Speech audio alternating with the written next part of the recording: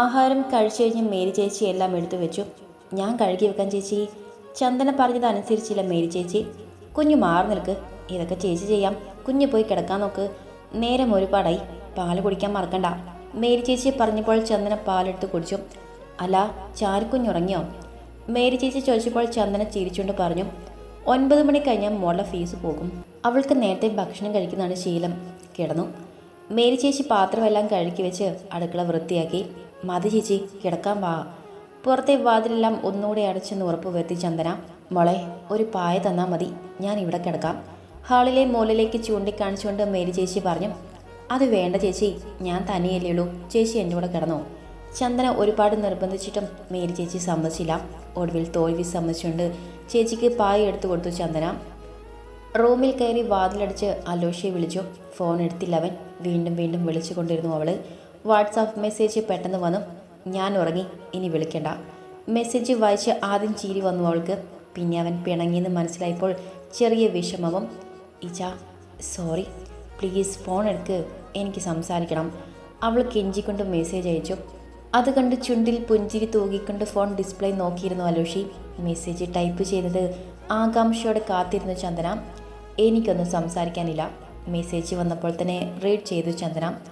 അവൾ എന്തൊക്കെ പറഞ്ഞിട്ടും ഫോൺ എടുക്കാൻ കൂട്ടാക്കിയില്ല അലോഷി. കുറേ സോറിയും ഉമ്മയും വെക്കുന്ന സ്മൈലിയും ഇട്ടുകൊണ്ട് ഫോൺ വെച്ചു ചന്ദന.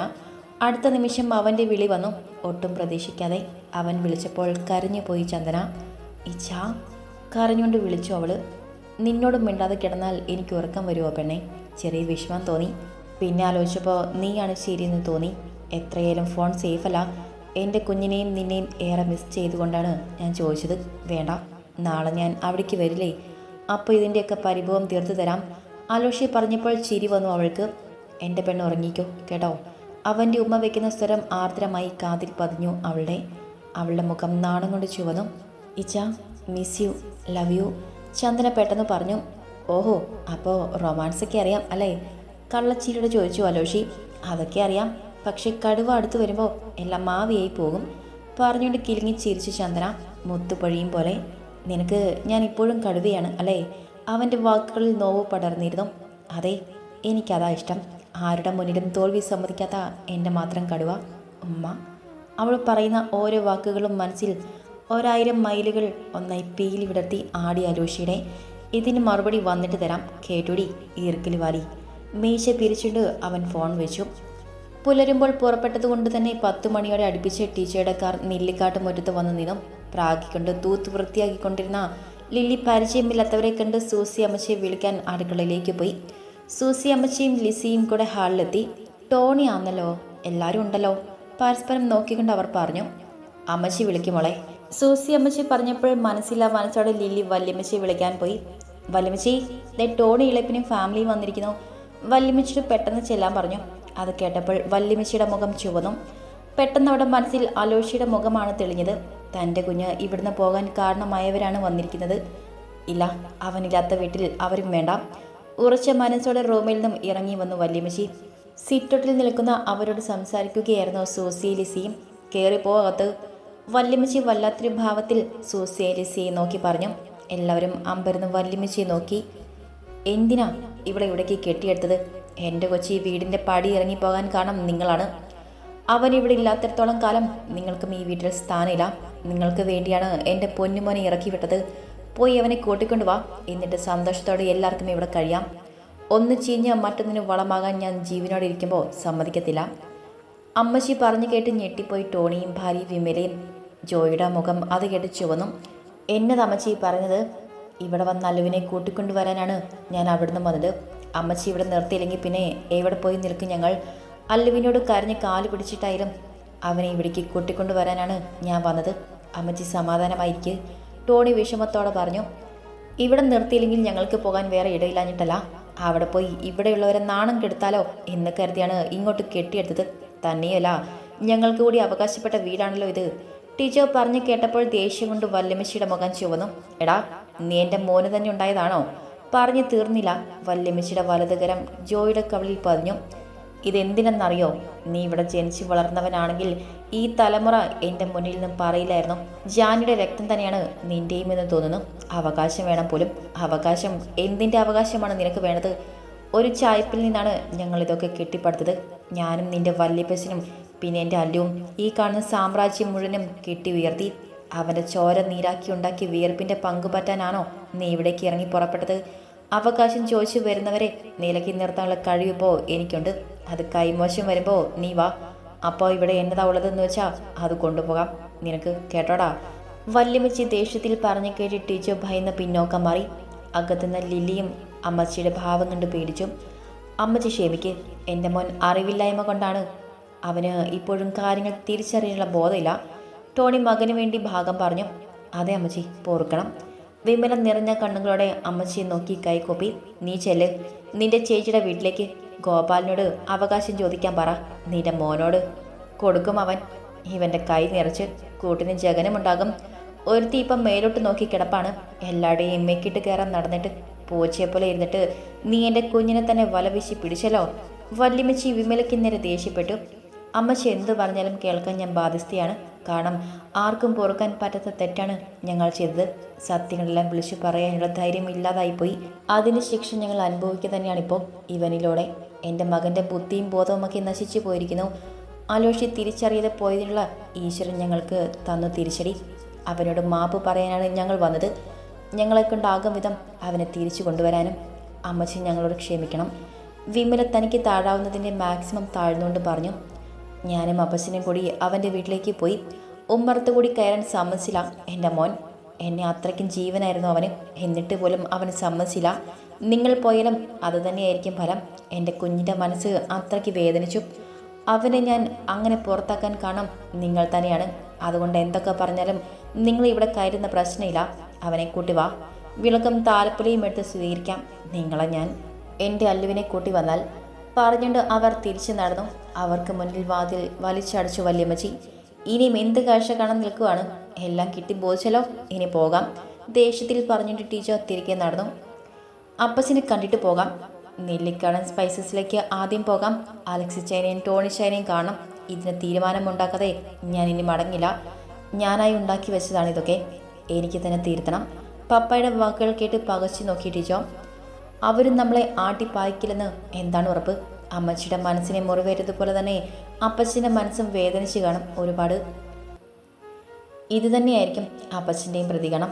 അതുകൂടി താങ്കളുടെ ശക്തിയില്ല എനിക്ക്. കാറിൽ കയറി സീറ്റിലേക്ക് തല ചായച്ചുകൊണ്ട് പറഞ്ഞു വിമല. ഏതായാലും വന്നതല്ലേ, പപ്പയുടെ ആൾക്കാരെ കണ്ടിട്ട് വട്ടെ. നമുക്ക് രണ്ടുപേർക്കും കൂടി അമ്മയുടെ ചേച്ചിയെ കണ്ടിട്ട് വരാം, ടീച്ചർ പറഞ്ഞു. അത് വേണ്ട മോനെ, ഏട്ടനൊരു പ്രത്യേക സ്വഭാവക്കാരനാണ്. നമ്മൾ അവിടെ പോയി കഴിഞ്ഞാൽ ചേച്ചിക്കായിരിക്കും ക്ഷീണം. വെറുതെ എന്തിനാ നമ്മളായി ആ പാവത്തിനെ വേദനിപ്പിക്കുന്നത്? എൻ്റെ ചേച്ചിക്ക് എല്ലാവരെയും സ്നേഹിക്കാൻ മാത്രമേ കഴിയൂ. പാവം, എനിക്ക് ചേച്ചിയുടെ മുൻപിൽ നിൽക്കാനുള്ള യോഗ്യത പോലുമില്ല. അമ്മ പറയുന്നത് കേട്ടപ്പോൾ ടീച്ചർ അവരിന്ന് തിരിഞ്ഞു നോക്കി. എന്തായാലും എനിക്ക് അവരെ ഒന്ന് കാണും. അമ്മയുടെ കെയർ ഓഫിൽ മാത്രമേ എനിക്ക് അവിടെ കയറി ചെല്ലാൻ പറ്റത്തുള്ളൂ. അതുകൊണ്ട് പപ്പയെ ഇറക്കി നമുക്ക് അവിടെ വരെ ഒന്ന് പോയിട്ട് വരാം. അവൻ്റെ ഒരു ആഗ്രഹമല്ലേ, നീ പോയേച്ചും വാ. ചേച്ചി ഒന്ന് കാണുകയും ചെയ്യാലോ.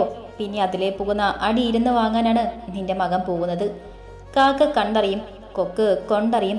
ഇവിടെ കണ്ടിട്ടും കൊണ്ടിട്ടും പഠിക്കുന്നില്ല, പിന്നെ എന്നാ ചെയ്യും? പപ്പയുടെ വാക്കുകൾ കേട്ട് ദേഷ്യം വന്നു ടീച്ചോയ്ക്ക്. അമർഷം ഇറക്കിയവൻ വണ്ടി സ്റ്റാർട്ടാക്കി. നെല്ലിക്കാടിൻ്റെ മുറ്റത്തു നിന്നും വണ്ടി ചീറിപ്പാഞ്ഞു. പറഞ്ഞു കൊടുത്ത വഴിയിലൂടെ ടീച്ചർ വണ്ടി വിട്ടു.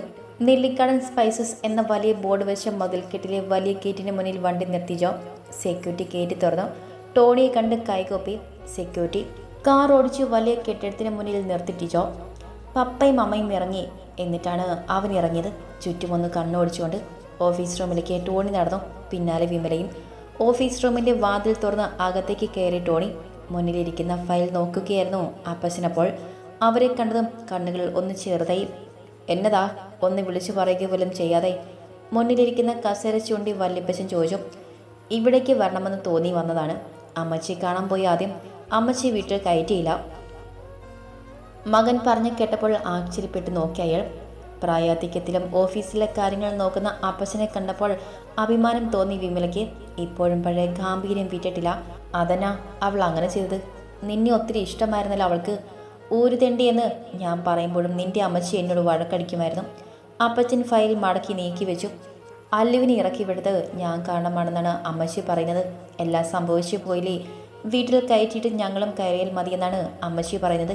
അവനെ കണ്ടു മാപ്പ് പറയാനും തിരികെ നെല്ലിക്കാട്ടിലേക്ക് കൊണ്ടുവരാനും തന്നെയാണ് ഞങ്ങൾ വന്നത്. ആദ്യം അമ്മച്ചിയെ കണ്ടിട്ടാകാമെന്ന് കരുതി.